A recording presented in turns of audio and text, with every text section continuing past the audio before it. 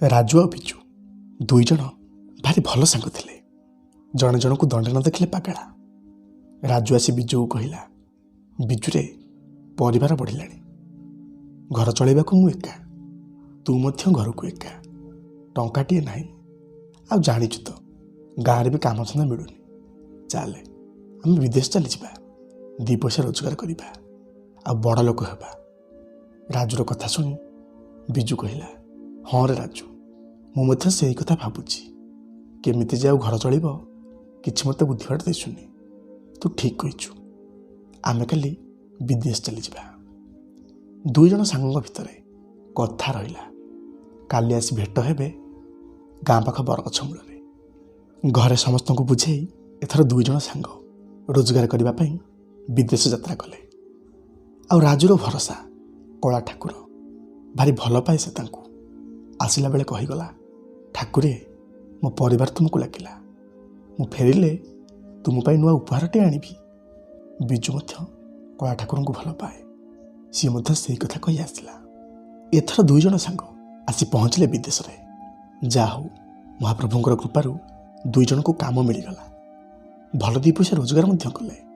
କିଛି ବର୍ଷ ବିତି ଯାଇଛି। ଦୁଇ ଜଣ ସାଙ୍ଗ ସଞ୍ଜ ବୁଡ଼େ ବସିଥାନ୍ତି। ବିଜୁ ଦେଖିଲା ରାଜୁଟାର ମୁହଁ ଶୁଖିଯାଇଛି, ମନ ଦୁଃଖରେ ବସିଛି। ସେ ପଚାରିଲା, କିରେ ସାଙ୍ଗ, କ'ଣ ହେଇଛି ତୋର? କାହିଁ ଏମିତି ମନ ମାରି ବସିଛୁ? ରାଜୁ କାନ୍ଦି ପକାଇ କହିଲା, ବୁଝିଲୁ ବିଜୁ, ଘର ଛାଡ଼ି ଆସିବାର ଅନେକ ବର୍ଷ ହେଲାଣି। ଭାରି ମନେ ପଡ଼ୁଛି ରେ, ବାପା ବୋଉ, ଆରତୀ ଆଉ ମୋର ଛୋଟ ପୁଅ କଥା। ତାଙ୍କୁ ଦେଖିବାକୁ ଭାରି ଇଚ୍ଛା ହେଉଛି, ହେଲେ ଏ ମାଲିକଟା ଛୁଟି ଟିକେ ଦେଉନି। କ'ଣ କରିବି, କିଛି ବୁଦ୍ଧିବାଟ ଦିଶୁନି। ବିଜୁ ତାର ଲୁହ ପୋଛି ଦେଇ କହୁଥାଏ, ହଁ ରେ ସାଙ୍ଗ, ମୋର ବି ଭାରି ମନେ ପଡ଼ୁଛି ମୋ ପରିବାର କଥା, ହେଲେ କ'ଣ ଆଉ କରିବା। ତୁ କିନ୍ତୁ ଜମା ବ୍ୟସ୍ତ ହନା, ମାଲିକ ପରା କହିଛି ଆର ମାସରେ 7 ଦିନ ଛୁଟି ଦେବ।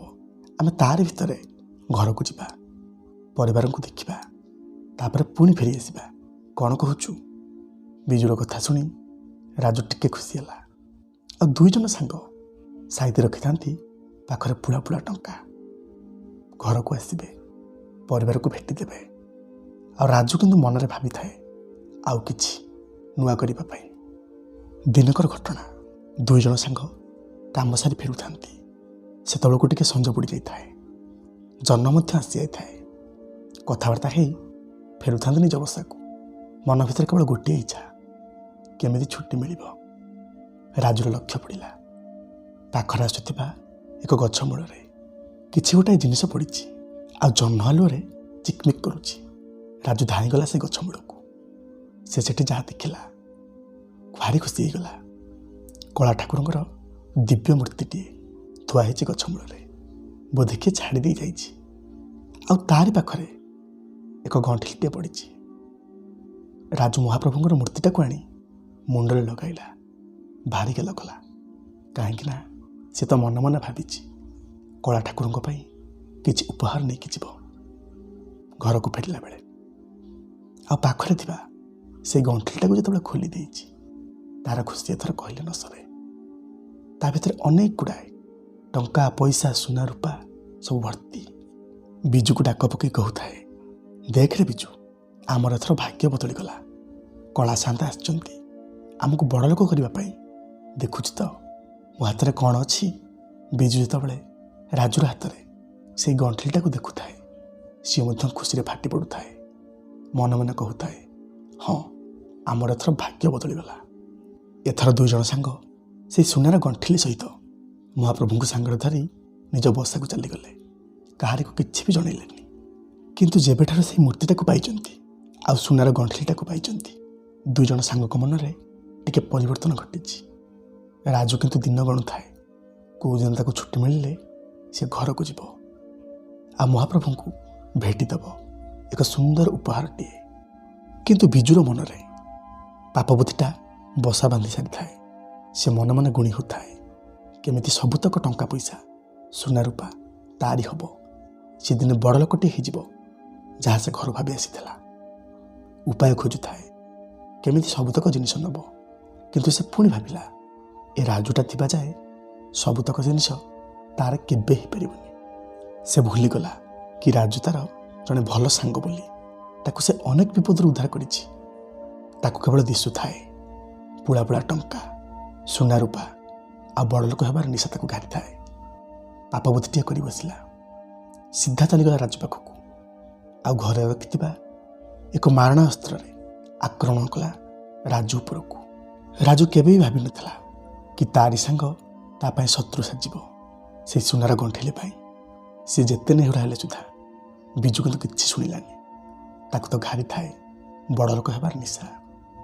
राजू किंतु एतिकी कहिला तार से शेष समय बिजुरे तू सिना मत आज मारी दौछु केही देखि पारु नांती हेले मु आनिथिबा ए कला शांतंकर ए मूर्ति दिने निश्चय तोते धरा पकई दब।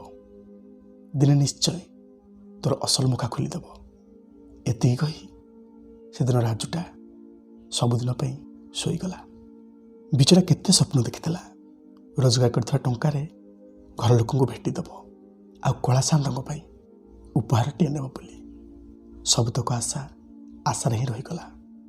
एपटे बिजुटा सबतक टंका पैसा आ कला शांतंकर मूर्ति आ सी रोजगार करथिबा सबुत टंका आनी घर को चली आसला। गाँव रे आसी कोठा पर कोठा करिगला गाड़ी पर गाड़ी करिगला। लोक मैंने देखि आश्चर्य होउथांती अरे जो पिलाटा काली गाँव में बुलिकी मागुला सी आज बड़ लोक। एथर बिजु आउ गाँ बिजु ही नहीं बिजु बाबू चारिआडू ताको प्रशंसा मिलू थाए। केते बड़ बड़िया लोक मान सहित मिलामिशा करुए आ परिवार तार भारी खुशी थांती। चारिआडू सम्मान मिलू थाए। किंतु राजुर परिवार को देख स्वामी तार चलीगला दिन ठारू भारी हैरान होतांती। ओडिए खाइले ओडिए उपास। स्त्री तार भाबु थाए केबेठारू गलेनी तांको सांगरे तांकरी सांग आसी गाँव में कोठाबाड़ी करगले भारी बड़ लोक हो गले।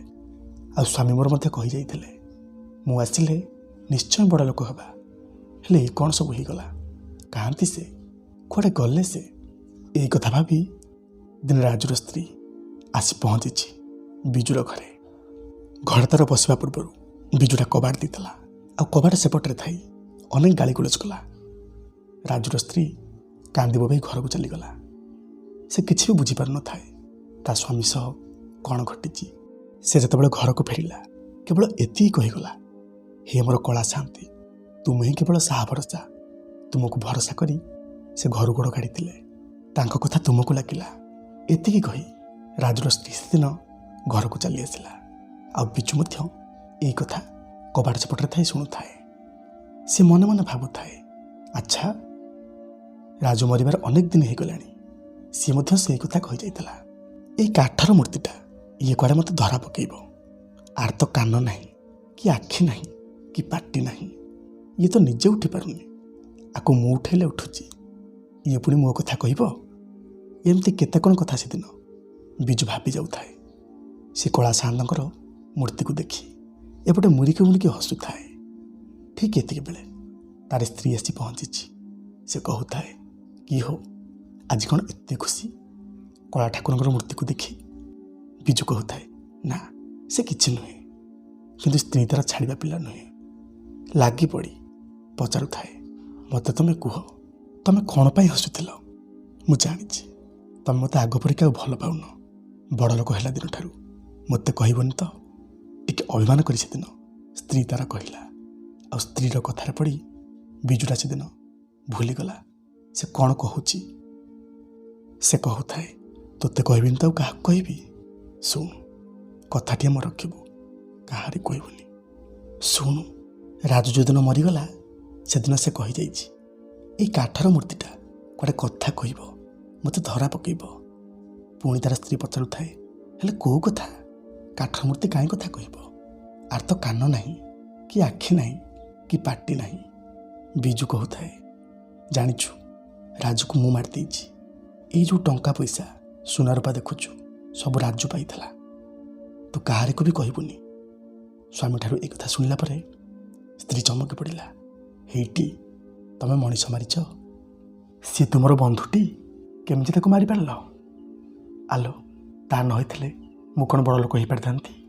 अधा टंका पैसा सी नहीं जाता आज सी बड़ लोक होता।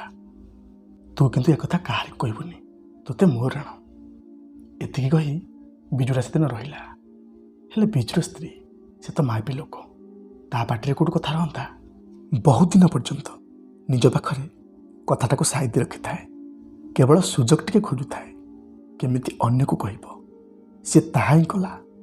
ଦିନେ ପଡ଼ିଶା ପାଖ ଏକ ସ୍ତ୍ରୀ ଲୋକକୁ ଅତି ବିଶ୍ୱାସର ସହିତ କଥାଟାକୁ କହିଥିଲା। ଆଉ ସ୍ତ୍ରୀ ଲୋକଟା ମଧ୍ୟ ରାଣ ନିୟମ ଖାଇଲା, କାହାରିକୁ କହିବନି ବୋଲି। ଯେହେତୁ ପାଖରେ ଏତେ ବଡ଼ ସତ କଥାଟାକୁ ଲୁଚେଇ ରଖିଥାଏ, ତାର ମଧ୍ୟ ପାଟିଟାକୁଟାକୁ ହେଉଥାଏ ଅନ୍ୟକୁ କହିବା ପାଇଁ। ସେ ଅନ୍ୟକୁ କହିଦେଲା ଅତି ବିଶ୍ୱାସର ସହିତ କାହାରିକୁ କହିବନି ବୋଲି। ହେଲେ ସେ ବା କେଉଁଠୁ ଜାଣିଛି କଥାଟା ଯେ ଚାରିଆଡ଼େ ପ୍ରଚାର ହେଇଯିବ। ସମସ୍ତେ କୁହାବୋଲା ହେଉଥାନ୍ତି, ଆରେ ବିଜୁଟା ଏଡ଼େ ଚୋରୁଟା, ସାଙ୍ଗଟାକୁ ମାରିଦେଲା ଧନ କେଇଟା ପାଇଁ। ଏଥର କଥାଟା ଯାଇ ପହଞ୍ଚିଲା ସେଇ ଗାଁର ଜଣେ ମୁରବୀଙ୍କ ପାଖରେ, ଯିଏକି ଭାରି ଦୟାଳୁ, ଭାରି ନ୍ୟାୟବନ୍ତ। ସେ ଚିନ୍ତା କଲେ ଯଦି ଦୋଷୀଟିକୁ ଉପଯୁକ୍ତ ଦଣ୍ଡ ନ ମିଳେ ତାହେଲେ ଲୋକମାନଙ୍କର ବିଶ୍ୱାସ ତୁଟିଯିବ ବନ୍ଧୁମାନଙ୍କ ଠାରୁ, ଆଉ ଭରସା ତୁଟିଯିବ ସେ ଭଗବାନଙ୍କ ଉପରୁ। ସେ ଆଉ ଡେରି ନ କରି ସିଧା ଯାଇ ପହଞ୍ଚିଲେ ଥାନାରେ। ଆଉ ବିଜୁର ନାଁରେ କେସ୍ଟି ମଧ୍ୟ ଚାଲିଲା। କିନ୍ତୁ ଜଜ୍ ସାହେବ କହିଥାନ୍ତି, ଯଦି ଉପଯୁକ୍ତ ସାକ୍ଷୀ ସହ ପ୍ରମାଣ ମିଳେ ତାହେଲେ ବିଜୁ ଉପରେ ନିଶ୍ଚୟ କାର୍ଯ୍ୟାନୁଷ୍ଠାନ ନିଆଯିବ। ତାହା ହିଁ ଘଟିଲା। ଗୋଟିଏ ପରେ ଗୋଟିଏ ଲୋକ ଆସି କାଠଗଡ଼ାରେ ପହଞ୍ଚିଲେ। ଯିଏ ଯାହାଠାରୁ କଥା ଶୁଣିଥିଲେ ସମସ୍ତେ କହିଲେ। ଶେଷରେ କଥାଟା ଆସି ପହଞ୍ଚିଲା ବିଜୁର ସ୍ତ୍ରୀ ପାଖରେ। ସେ ବଡ଼ ଆଶ୍ଚର୍ଯ୍ୟ ହୋଇଯାଉଥାଏ, ଆରେ ମୁଁ ତ ମାତ୍ର ଜଣକୁ କହିଥିଲି, ହେଲେ ସମସ୍ତଙ୍କୁ କିଏ କହିଥିଲା? ଏପଟେ ଅପେକ୍ଷାରେ ଥାନ୍ତି ରାଜୁର ଘର ଲୋକ, ଆଉ ତାର ସ୍ତ୍ରୀ ସେ ମହାବାହୁଙ୍କୁ ଚାହିଁ ସେମିତି ବସିଥାଏ। ଠାକୁରେ ତୁମେ ହିଁ ବିଚାର କରିବ, ମୁଁ କିଛି ଜାଣିନି ଠାକୁରେ, ତୁମେ ହିଁ କେବଳ ଭରସା। ସିଏ ତ ଆଉ ନାହାନ୍ତି, ନ୍ୟାୟ ଟିକେ ମିଳୁ ମୋତେ, ଆଉ ଦୋଷୀଟିଏ ଉପଯୁକ୍ତ ଦଣ୍ଡ ପାଉ। ଏମିତି କେତେ କ'ଣ କଥା କହି ବାହୁନି ବାହୁନି କାନ୍ଦୁଥାଏ ରାଜୁର ସ୍ତ୍ରୀ। ଶେଷରେ ଧରା ହେଲା ବିଜୁ, ଆଉ ତା ସହ ଜବତ ହେଲା ରଖିଥିବା କିଛି ଟଙ୍କା, କିଛି ସୁନା ରୂପା, ଆଉ ତା ସହ ସେ କଳା ଶାନ୍ତଙ୍କର ଦିବ୍ୟ ମୂର୍ତ୍ତି। ଯେତେବେଳେ କୋର୍ଟରେ ସବୁ ଜିନିଷ ଦାଖଲ ହୋଇଛି, ସେ ଆଉ ଲୁଚେଇ ପାରିଲା ନିଜକୁ। ନା ତାର ଟଙ୍କା ପଇସା କାମ କଲା, ନା ତାର ସୁନା ରୂପା କାମ କଲା। ସେ ସବୁଦିନ ପାଇଁ ଜେଲ ଦଣ୍ଡରେ ଦଣ୍ଡିତ ହେଲା। କିନ୍ତୁ ସେଦିନ କୋର୍ଟରେ ବିଜୁ ଗୋଟିଏ ମାତ୍ର କଥା କହିଲା ଉପସ୍ଥିତ ଥିବା ସମସ୍ତ ଲୋକମାନଙ୍କୁ, ହେ ମୋର ଦର୍ଶକ ବନ୍ଧୁ, ମୁଁ କେଡ଼େ ଭୁଲ କରିଥିଲି। ଯେଉଁଦିନ ମୁଁ ମୋ ସାଙ୍ଗକୁ ମାରି ଦେଇଥିଲି ଏଇ ଟଙ୍କା ଲୋଭରେ, ଏଇ ସୁନା ରୂପା ଲୋଭରେ, ଭାବିଥିଲି କେହି ଏ କଥା ଦେଖୁନାହାନ୍ତି। ହେଲେ ଜାଣିନଥିଲି ସାଙ୍ଗଟି ମୋର ମରିବା ପୂର୍ବରୁ ଗୋଟିଏ ମାତ୍ର କଥା କହିଥିଲା, ଏଇ ମୂର୍ତ୍ତି କୁଆଡ଼େ କଥା କହିବ। ମୁଁ ମଧ୍ୟ ବିଶ୍ୱାସ କରୁନଥିଲି, ଯାହାକୁ ଫାଙ୍କିକି ଆଜିକୁ ଅନେକ ବର୍ଷ ପର୍ଯ୍ୟନ୍ତ ଭୋଗବିଳାସରେ ବଞ୍ଚୁଥିଲି, ବଡ଼ ଲୋକ ହେଇଥିଲି। ହେଲେ ଜାଣିନଥିଲି ଏଇ ମୂର୍ତ୍ତିଟାକୁ ଚାହିଁ କାହିଁକି ଯେ ସେଦିନ ହସିଥିଲି, ଆଜି ମୁଁ ଧରା ପଡ଼ିଗଲି। ସତରେ କଳା ଠାକୁର ସବୁ ଦେଖୁଛନ୍ତି। ତାଙ୍କର ସେଇ ଚକାଚକା ଆଖିରେ ଅପଲୋକ ନୟନରେ ଚାହିଁ ରହିଛନ୍ତି, ଆଉ ଦେଖୁଛନ୍ତି ପାପ ପୁଣ୍ୟ, ଭଲ ମନ୍ଦ। ତେଣୁ ଆପଣମାନେ ଯାହା ବି କିଛି କରୁଛନ୍ତି ଟିକେ ଭାବିଚିନ୍ତି, ନହେଲେ ଆପଣମାନେ ବି ମୋ ପରିକା ଏମିତି ଦଣ୍ଡ ପାଇବେ। ନା ସେତେବେଳକୁ ଆଉ ସାକ୍ଷୀ ଖୋଜା ହେଉଥିବ, ନା ପ୍ରମାଣ। ନିଜେ ପାଇଥିବା ଦଣ୍ଡର ସାକ୍ଷୀ କେବଳ ନିଜେ ହିଁ ହୋଇଥିବେ। ନମସ୍କାର ଆଜ୍ଞା। ଆଜିର ଏହି ଭିଡ଼ିଓଟି ଆପଣମାନଙ୍କୁ କେମିତି ଲାଗିଲା ଜଣାଇବେ ନିଶ୍ଚୟ। ଆଉ ଯଦି କଥା ଛଳରେ ସାମାନ୍ୟ ମଧ୍ୟ ତ୍ରୁଟି ଥାଏ କ୍ଷମା କରିବାକୁ ଅନୁରୋଧ। ମହାପ୍ରଭୁଙ୍କର କୃପାରୁ ସମସ୍ତେ ଭଲରେ ଥାନ୍ତୁ, ସମସ୍ତେ ଖୁସିରେ ଥାନ୍ତୁ। ଜୟ ଶ୍ରୀ ଜଗନ୍ନାଥ।